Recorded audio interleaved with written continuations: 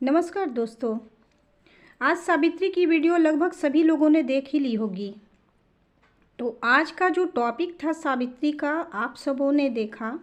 सावित्री अपने व्यूवर से पूछ रही है कि उसे अपनी ननद के लिए क्या करना चाहिए, उसे कहाँ दिखाना चाहिए।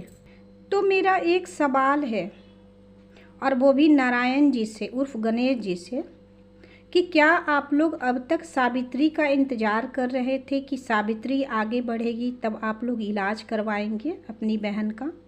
जैसा कि आप लोग बता रहे हैं कि आप लोगों ने कोई भी डॉक्टर नहीं छोड़ा, सभी डॉक्टर को दिखाया, सभी बाबाओं को दिखाया। तो कृपया आप लोग अपना चिट्ठा पत्री प्रिस्क्रिप्शन जो कुछ भी है ज़रा सावित्री को दिखा दीजिए और आम पब्लिक को भी दिखला दीजिए कि कब कब आप लोगों ने ये सब किया था।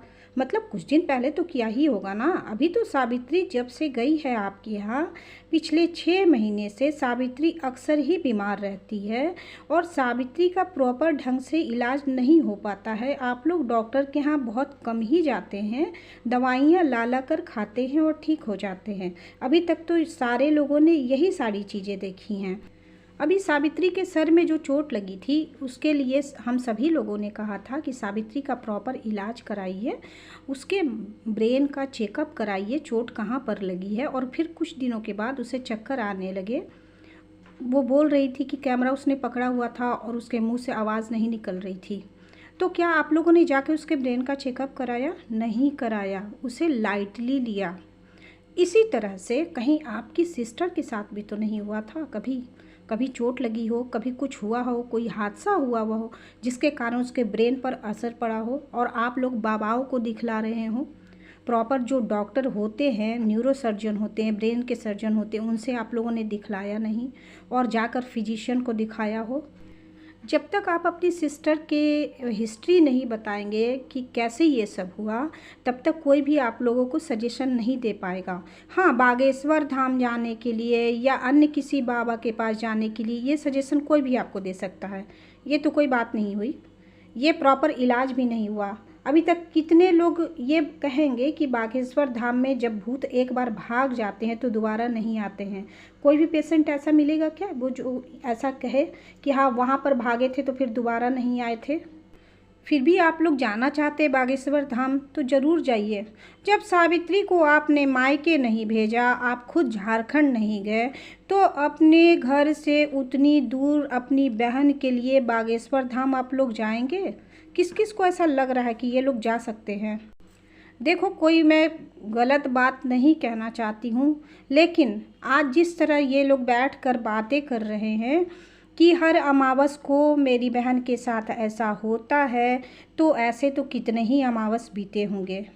जब आप लोग ये यूट्यूबर नहीं थे तब भी अमावस और पूर्णिमा आते थे और आपकी बहन का यही हाल होता था। अच्छी बात है, आज के डेट में आप लोगों से सलाह ले रहे हैं, लोगों से पूछ रहे हैं, लेकिन मेरा कहना यह है कि जब आप लोग सलाह लेते हैं तो उस पर अमल भी करना चाहिए ना। अब कुछ लोग कहेंगे, जैसे मैंने ही कमेंट किया कि जाकर आप लोग मनोचिकित्सक से दिखलाइए, तो आप लोग नहीं जाएंगे। मेरी एक कमेंट को भी डिलीट किया गया है, मैंने चेक किया पूरे में, मेरे कमेंट को डिलीट किया है। अब ये सावित्री ने किया है या नारायण जी ने किया है मैं नहीं जानती, लेकिन वहाँ मैंने एक कमेंट किया था कि जितने में तुम लोग बागेश्वर धाम जाओगे उतने में बॉम्बे में जो भी साइकेट्रिक हैं उनसे दिखला दो, तो एक बार जो बागेश्वर धाम जाने में खर्च लगेगा उसमें तुम लोग 4 बार जाकर मुंबई में दिखला सकते हो। इस कमेंट को किसी ने डिलीट कर दिया है। अब पता नहीं डिलीट किया है या मुझे नहीं दिख रहा है, क्या बात है, मैं फिर से एक बार चेक कर लूँगी, हो सकता है मैं ही गलत हूँ। तो मेरा ये कहना है ना कि महाराष्ट्र में बहुत सारे डॉक्टर्स बैठे हैं, न्यूरो सर्जन बैठे हैं, दिमाग के डॉक्टर बैठे हैं, बहुत सारे मनोचिकित्सक बैठे हैं, एक से एक बढ़ के। तो आप लोग वहाँ जाकर दिखलाइए। सिर्फ बैठकर सजेशन लेने से कुछ नहीं होगा, क्योंकि ये जो प्रॉब्लम है आपकी बहन के साथ, उनकी ज़िंदगी के साथ जुड़ी हुई है। जब तक वो रहेंगी तब तक ये प्रॉब्लम भी रहेगी। हाँ, अगर आप लोग प्रॉपर इलाज करते हैं तो ये सारी चीज़ें कम ज़रूर हो जाएंगी। पर ऐसा कुछ भी नहीं होगा, मैं जानती हूँ, क्योंकि मैं धीरे धीरे देख रही हूँ क्या हो रहा है कि कल से फिर सब लोग आप लोग काम में लग जाओगे, फिर कोई अमावस्या पूर्णिमा आएगी, फिर से एक वीडियो बनाओगे, फिर डाल दोगे, फिर पूछोगे कि क्या करूँ क्या करूँ क्या करूँ। तो ऐसे ज़िंदगी नहीं चलती है सावित्री, मैं तुमसे कह रही हूँ ज़िंदगी को ऐसे नहीं चलाना। जब तुम्हें साथ ही रहना है, उस स्थिति में रहना ही है, उस प्रॉब्लम में रहना ही है, तो तुम आगे बढ़ो, तुम आगे बढ़ो। उनसे पूछो क्या हिस्ट्री थी, सच्चाई पूछो कि हुआ क्या था। जैसा तुम्हारे साथ हुआ था कहीं वैसा ही कुछ तो नहीं हुआ था उनके साथ भी। मैं जानती हूँ कि ये लोग बहुत ज़िद्दी किस्म के हैं, आसानी से तुम्हारी बात को नहीं मानेंगे। लेकिन मेरा एक कहना है यहाँ पर, मैं किसी को गलत सजेशन नहीं दे रही हूँ, पर मैं इतना ज़रूर कहूँगी कि सावित्री, जब आप अपना पैसा लगाओगे तो आपको जानने का हक है और आगे बढ़ने का भी हक है कि आपकी फैमिली के मेंबर जो भी हैं, बीमार हैं या कुछ भी है, तो उनका प्रॉपर इलाज हो और साथ में आपका भी इलाज हो। आपका भी इलाज होना चाहिए। आप बार बार बीमार रहते हो, कभी भी जाकर आपने ब्लड टेस्ट कराया है अपना? क्योंकि आप जब झारखंड से महाराष्ट्र गए हो बहुत कुछ बदला है, तो आपको अपना भी ब्लड टेस्ट कराना चाहिए था कि क्यों आप बार बार बीमार पड़ जाते हो। चलिए बात करती हूँ सावित्री के नंद की। तो उनके जो भी लक्षण हैं, जिस तरह की बातें होती है उसके साथ में, वो पूरी तरह से हिस्टीरिया के लक्षण हैं। और हिस्टीरिया में इंसान अपने आपे में नहीं रहता है, ये सभी लोग जानते हैं। पुराने समय में ये बीमारी बहुत ज़्यादा चलती थी और ज़्यादातर गांव वाले इलाके में ये चीज़ें बहुत ज़्यादा थी। शहरों में अब कम हो गई है ये समस्या। उसका कारण ये है कि जब इंसान अवसाद में रहता है, तो देखिए शहरों में रहने वाले जो भी हैं वो भाग दौड़ की ज़िंदगी जीते हैं, तो वो उस अवसाद में ज़्यादा देर नहीं रह पाते हैं, बाहर निकल आते हैं। लेकिन गांव में, या देखिए जो स्थिति है सावित्री के घर की, आप लोग समझ सकते हैं किस कंडीशन में वो लोग रहते हैं। तो उस कंडीशन में अगर सावित्री भी उस जगह पर होगी तो वो भी किसी न किसी बीमारी की शिकार हो जाएगी। जिस तरह का सिचुएशन बना हुआ है, जिस तरह से ये लोग रहते हैं, इन लोग का रहन सहन है या जो भी चीज़ें हैं, कोई भी इंसान वहाँ पर रह के बीमार पड़ जाएगा। अभी तक की वीडियो देखकर जो भी सावित्री के ससुराल वालों के प्रति जो भी मेरा नज़रिया है, मैं अपनी नज़रिए की बात करती हूँ कि ये लोग बेहद ज़िद्दी किस्म के लोग हैं। जल्दी किसी की बात सुनने वाले नहीं हैं, मानने वाले नहीं हैं, अपनी चलाने वाले हैं। ये चीज़ें मैं तो अब खुल कर बोलूँगी, क्योंकि सावित्री के साथ जो भी कुछ घटता है, ये जो भी कुछ होता है, उसमें हम लोग देख रहे हैं ये चीज़ें। और बहुत सी चीज़ों को ना ये लोग सीरियसली नहीं लेते हैं। जिन चीज़ों को सीरियसली लेना चाहिए, मतलब बीमारियों को लेना चाहिए, ये लोग सीरियसली नहीं लेते हैं उन चीज़ों को। देखो बहुत सारी विटामिन की कमी से भी ना, विटामिन B12 है, D3 है, इनकी कमी से भी ना इंसान अपने आपे में नहीं रहता है। उसे लगता है कि कोई कुछ कह रहा है, मैं इसके लिए तो लेकर आऊँगी, देखना एक स्पेशली वीडियो लेकर आऊँगी, या जिनके भी घर में इस तरह की प्रॉब्लम है या इस तरह के पेशेंट है, मैं उनके लिए स्पेशली एक वीडियो लेकर आऊँगी।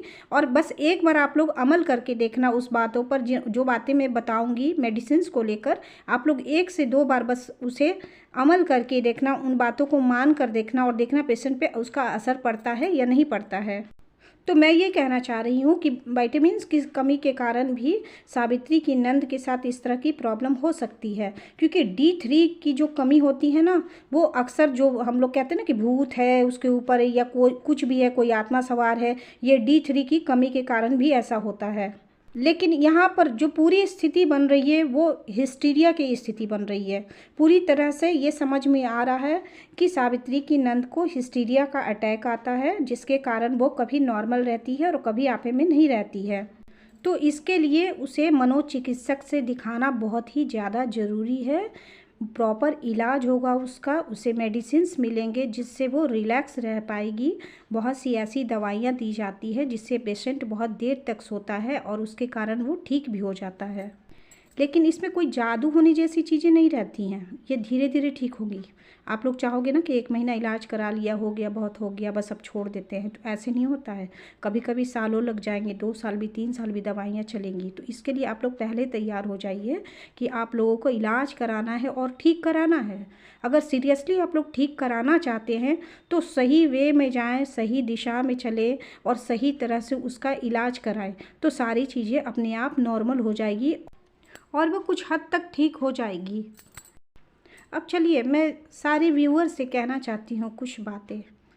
जिस तरह से सावित्री के साथ ये सारी बातें हुई हैं, मतलब उसके ननद के बारे में। मुझे नहीं लगता है कि सावित्री को पहले से ये बातें बताई गई थी, और जो भी कुछ सावित्री ने कहा वो किसी प्रेशर में कहा या लोगों से झूठ बोला कि वो जानबूझकर इस घर में शादी की। मुझे नहीं लगता है कि ये सच्चाई है। सावित्री ने कुछ ना कुछ झूठ ज़रूर बोला है इस मैटर को लेकर, या तो फिर सावित्री से सही बातें छिपाई गई थी। उसे कहा गया हो कि वो बीमार रहती है लेकिन वो मानसिक रोगी है, ऐसा मुझे नहीं लगता कि बताया गया होगा सावित्री को। या फिर बताया भी गया हो तो सावित्री के अंदर इतना ओवर कॉन्फिडेंस था कि उसने मान लिया कि चलो मैं ठीक करवा दूंगी। बाबू, इतने आसान नहीं होते हैं ये सारी चीज़ें। बोल देना आसान होता है, बता देना आसान होता है, पर झेलना इतना आसान नहीं होता है।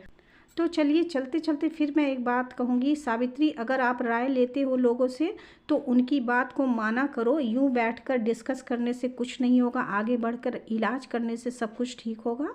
और तुम भी अपनी स्थिति को सही ढंग से रखो, और तुम्हारे साथ जो कुछ भी हो रहा है तुम अपने आप पर भी ध्यान दो। दुनियादारी चलती रहेंगी, परिवार भी चलता रहेगा, लेकिन तुम्हारा ठीक रहना भी उतना ही ज़रूरी है जितना कि तुम्हारी नंद का। आशा करती हूँ मेरी ये वीडियो आप लोगों को पसंद आई होगी। अगर पसंद आई तो प्लीज़ एक लाइक कर दीजिएगा और एक प्यारा सा कमेंट भी कर दीजिएगा, और साथ में मेरे चैनल पे अगर आप नए हैं तो सब्सक्राइब ज़रूर कर लीजिएगा।